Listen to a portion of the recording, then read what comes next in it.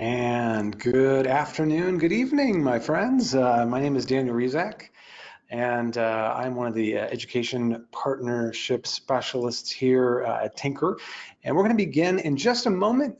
This is usually the time where everyone just starts jumping on and grabbing the link in their email and trying to make sure that they get in. So let's give everyone just a minute here while we get started.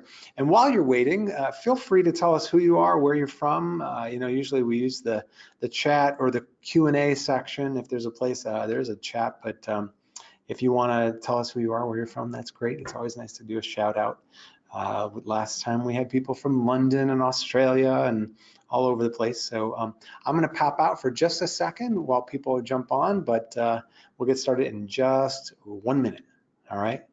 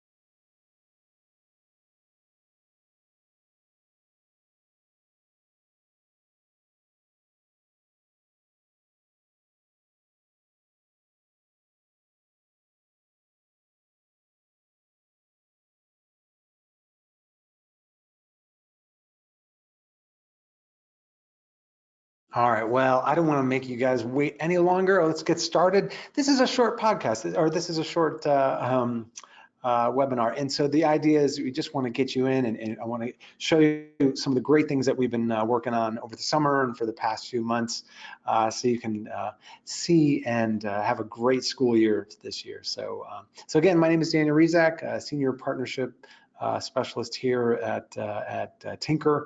And it looks like we do have some folks here. We've got Dallas, Texas. We've got Mesa, Arizona, Colorado, Amber from Mesa, Leonardo from Texas, Scott from Colorado, Amy from Colorado. So yeah, let's go and get moving here. So let's talk about physical computing, because this is something that Tynker has been doing for many years, and this year it's getting even better because we're adding some new things to our curriculum. We're adding some courses. We're adding some new hardware integration. That's super exciting, and stuff. This is things that I've been waiting for a while. And if I were still in my maker lab, I would be totally excited. So for those of you that are just starting out with time, or if you're a Tynker Pro, I just want to qualify a couple little things. I was actually a maker, teacher myself. I ran a maker lab, and I started using Tynker with Hour of Code. That was one of my go-to things. Every year we did the Hour of Code, and eventually we started to want to do a little bit more, and we wanted to go and add computer science for every student. That was a big part of our mission at my school, and so we kind of looked under the hood and saw that Tynker had this vast, comprehensive curriculum. And now Tynker has like over 600 hours of curriculum content, standards-based curriculum. These are, depending on what you're looking for, CSTA standards, Common Core English, Math, NGSS standards, ISTE computer science standards, and so that's really, really important. That was important to us. The other thing that kind of stuck out to us was just the diversity of content. And I mean, our kids were so excited. They'd go from one course to the next. They're always excited about the next course. And then, of course, this is a great thing called STEM lessons, which is part of Tynker's STEM courses. So we could then take their learning, and then we could start applying it in English and math, social studies, science. And so it wasn't just something that was happening in our lab, it was happening outside of the lab. And then of course, drones, that was one big thing that we were doing a lot of back, a couple of years ago. Now we've got some new hardware stuff. Look at that, that we'll show you here in just a second. The other thing that is kind of cool is that just this transition from block to text coding. Now we're starting out in pre-K. We've got the Tynker Junior app, 5 courses there. We transition students from the Tynker Junior app to Tynker, and then eventually into syntax and text coding, JavaScript, Python, Swift playgrounds, high school, complete path to mastery. So it's really exciting to be, I know that coding and computer science and STEM right now is just really important for many, many schools this year. So those are kind of 3 big things that really stuck out to me as I was choosing computer science for our school. Icing on the cake was kind of the way that Tynker assesses students. So you've got this automatic assessment piece and great classroom management and lots of free webinars and PD for all your teachers. So one of the ways we do this is we kind of treat computer science, as a language. And so we're exposing students to syntax at a very early age. We're exposing them to Swift on iPad. We're exposing them to JavaScript, Python, kindergarten, first grade, so they can see behind the code. I'm going to show you here one of our new code editors, and you can see how we allow students to see behind the blocks and demystify computer science all across the board. We're building language. Computer science is the language of technology. So right now we have 60 million students all across the world. 5 billion lines of code have been written in the past few years, and 90,000 schools were engaged in Tynker, whether free or premium curriculum. So it's just really exciting. When you have that many students and teachers, they're giving you feedback all the time. And so we're constantly making improvements. And that's kind of what we get to see now, because it's a new school year, and we've got some great improvements happening with Tynker. So I'm going to show those off to you in just a sec.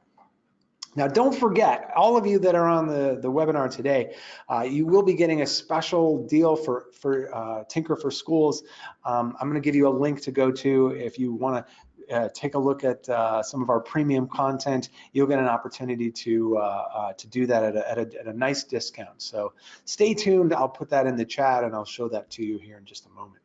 So one of the things when students are going through our coursework, right, they get to apply coding in many ways, and hardware is definitely one of those ways. We've been using, Spheros, Rolling Ollie, BB-8, Parrot drones. We've partnered with them. Lego, we do. That's another one of our courses.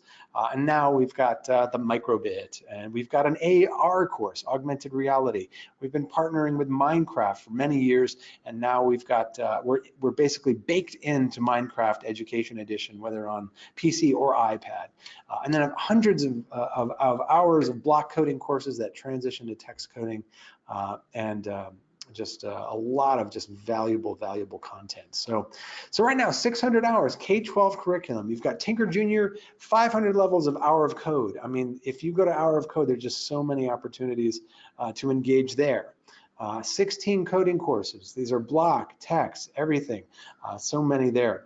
We've got DIY projects. So when you finish a course and you have some skills, your students can go and then build a project. So we've got all these projects that kids can engage in on a beginner, intermediate, or advanced level. You've got STEM courses, so you can integrate them into your subject areas. And then you've got, of course, the robotics courses. And I'll show you here, this is our, what we've had so far is we've had drones, we've had Legos, we had augmented realities for about a year now. And now we are releasing Microbit 101, which is a block coding course, and then MicroPython 101, which is a text coding course, syntax. So I will show that off to you in here in just a minute. I'm going to open everything up so you can see. But so far, we've had this drone programming course, and a lot of schools are using this. High schools, middle schools, I mean, even down to, I think, 4th and 5th grade have been engaging with this. And if you have a Parrot drones, you can really make a lot of great use with that. It works with iPad.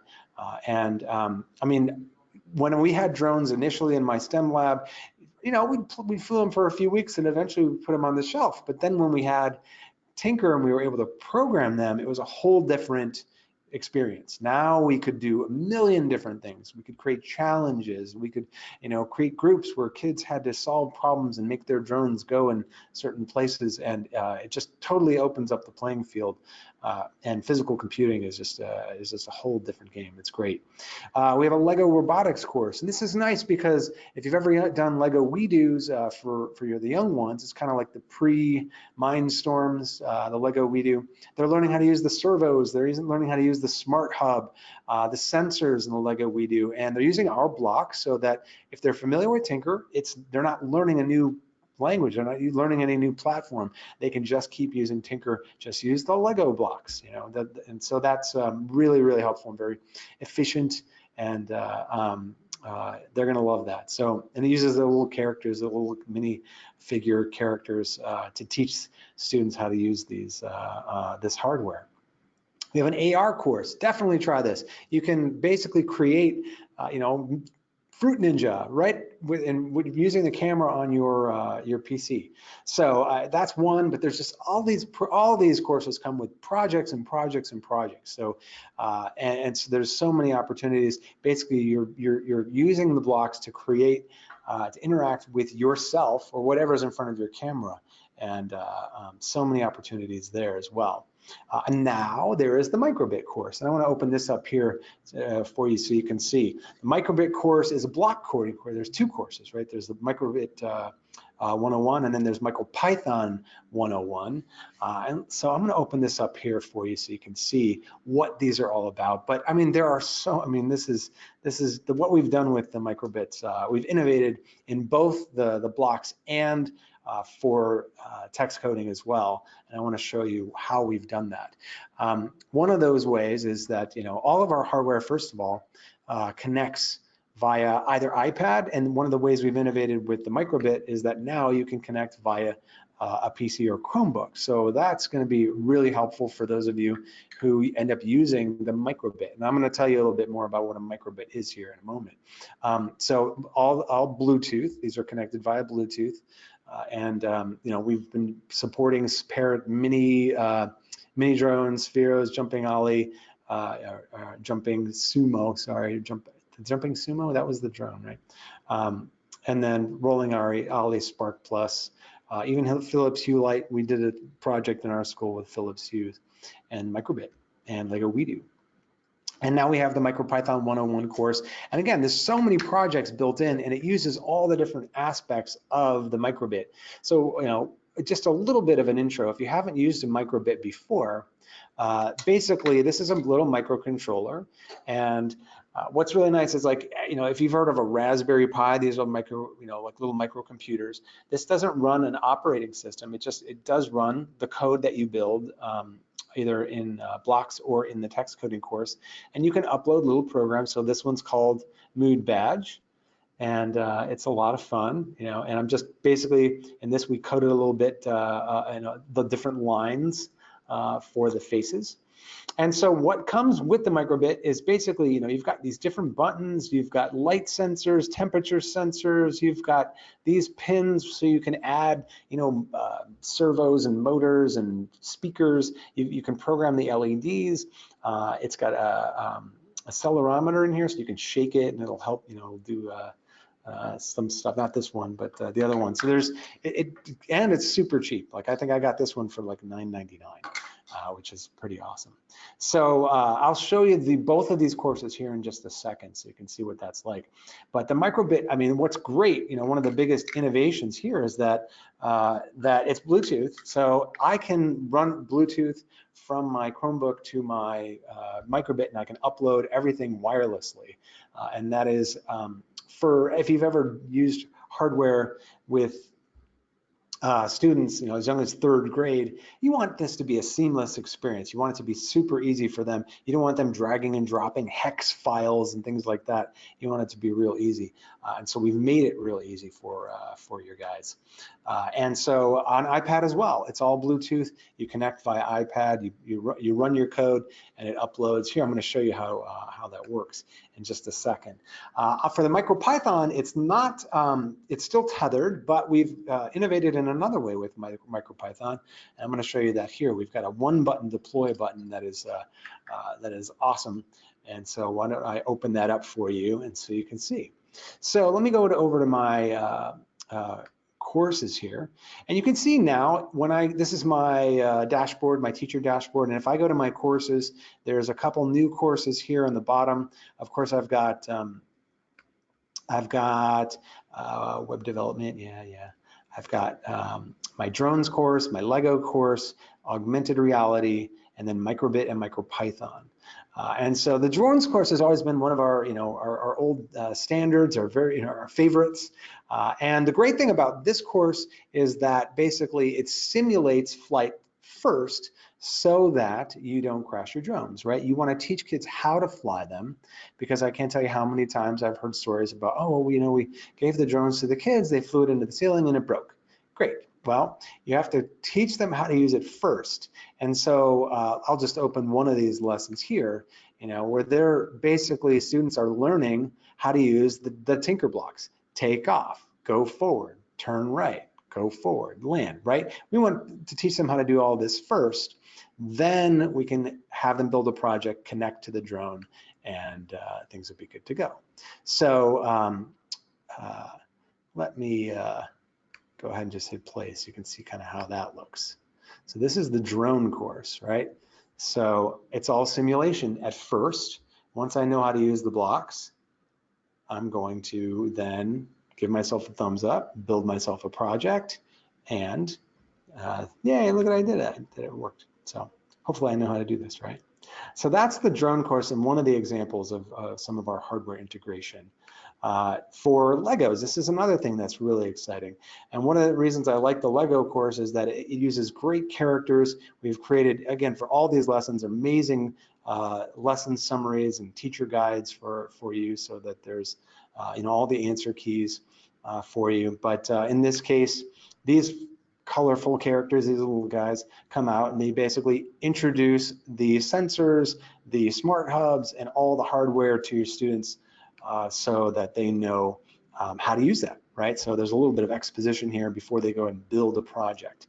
And if you've ever done anything with the Lego WeDos, you know that some of the other coursework out there can be a little wonky, but here they've got little minifigures that kind of teach you how to use the hardware, and it's a lot of fun. So it's a combination of fun, excitement, and good characters, and then they're going to teach you how to use the blocks, right? So here's the motion sensor, here's the blocks.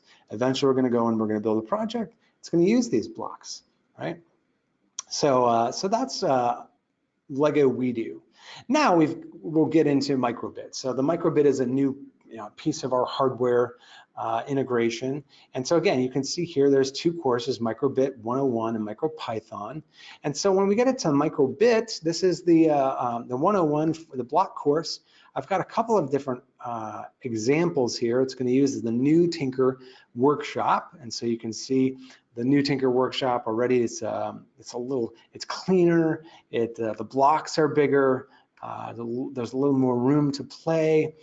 And with this is kind of a pre-built microbit project, and this is called a loaded die. It's kind of one of my favorites here. So I'm going to show you basically how I get my code onto my microbit. I'm just going to run that, and so it's going to look for my device, and then I'm going to pair that, and look, I'm uploading wirelessly. Now, if I'm a K5 student, right, I'm going to be excited because this is super efficient.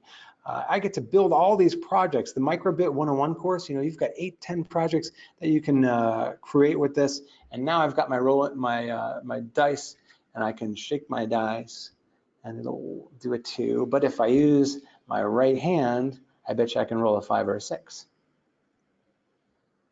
Oh, look at that. It's because it's a loaded die, and it's a trick.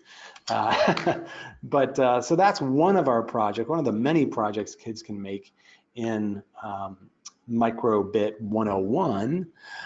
And then we've got the MicroPython piece, right? So you've got MicroPython. This is a course That, again, this is all about making sure that you use all the different aspects of the microbit, whether you're using the sensors, right? Are you using the temperature sensor? Are you using the accelerometer, the buttons, the LEDs? And so these lessons within the MicroPython and the Microbit 101 courses are designed to make sure you're using every aspect of the microbit. So this is what this is a program called Mood Badge. So actually, I have a few different ones here. I'll show you a couple of different examples. But if I go to the MicroPython folder and I open Mood Badge, I've got a few different examples already that I can work here with. If I go to my folders here, you see I've got MicroPython, I've got my block coding courses here. And so I'm going to dive into MicroPython, and there's Mood Badge. So with these are basically opportunities for me to hack away at some kind of pre-built projects. And with this, basically what we're doing is it's like artwork, right? We're using the microbit and we're coding new little faces on there. And for this one, this also utilizes our new text editor, so you'd be excited about that. We have a new text editor. And so with this, I'm basically adding new lines to create my faces. The brightness level is at a 9 or a 0, so it's either on or off. And so I'm going to add some new lines here, add a new face. Now here's one of our innovations here, is that we have a one-button deploy. So I will have to be tethered for the Python, but I have a one-button deploy. It just uploads directly to my microbit. If it's connected via USB. I've done this on Chromebooks, Macs, PCs, it works on everything. And it's just so easy. And again, we've kind of saved students from the frustration and the heartache a little bit of using some of this hardware, which, I mean, I've done Arduinos with my Maker Lab, and doing that with middle schoolers was very frustrating. So that's a little bit of the new IDE for, or the new text editor for microbits. So that is exciting. I'm very excited. I hope you are. So we've got a lot of DIY tutorials. So when the students go through a course, then they have more opportunities to then apply those skills. And so you'll see in just in like right here, if I go to my folder here, if I want to create something, and yeah, I'm going to go to create. You see how many opportunities beyond a course. I can go to microbits here. I can do some beginner projects, animation, artwork, drawing, add-ons. I mean, there are so many different projects. There are projects in the microbit course, but then I can go and hack away. If I know Python and I've done a little bit of the Python course, look at all the different opportunities for me to create math, data structures, text games, hardware, JavaScript. I've got more and more integrations here that I can do with JavaScript, HTML, and so there are just dozens and dozens and dozens of opportunities to apply your skill. So that's exciting. So like 100 plus do-it-yourself templates. You've got Python, you've got JavaScript, you've got HTML. And CSS starter program templates. You have the new Tynker workshop. And so that is just a preview real quick. That's what this is right here. And so right now you can see if you've used our old workshop, the new one, it's the blocks are a little bit bigger. Things move faster, they load faster. We've made it easier to save and debug your projects. All the blocks show up. They're really easy to read and to search for. And then we're also, want to make it available so that students have the ability to edit their JavaScript as well. So you can toggle from blocks to JavaScript. I know that was something people have asked for a lot. Though the backpack is still there, so if you want to add things to the backpack, that feature is still there, one of our best features. And now we've made it more efficient with adding state actors on the stage. And so nice little updates to the Tynker workshop. So I want to wrap things up a little bit now. I know that I only said I'd be 20 minutes, so I don't want to keep you guys too late. But again, we've updated the Tynker workshop. We've added 2 new courses. We updated the code editor for Python, HTML, JavaScript. That's smoother, that's faster, that's exciting. Some additional updates too. So we have QR code for our early learners. That's real easy, and for pre-readers, first grade, kindergarten. Crystal Clash, our collaborative coding game, has a season 2. You should check that out. That's in the Hour of Code folder. Web Development 101. This we added not too long ago, but we're excited for that. That's middle school, high school level course. And then a district and admin metrics dashboard, which is just super awesome. If you're a school administrator or a district administrator, you can now see achievement across the district in your metrics dashboard. So teachers everywhere talk about it. Go to Tynker, or go to Twitter, go to @GoTynker on Twitter, and you can see a lot of the feedback. Every morning I interact with their teachers on Twitter as they're sharing what they're doing with their students. So definitely check that out.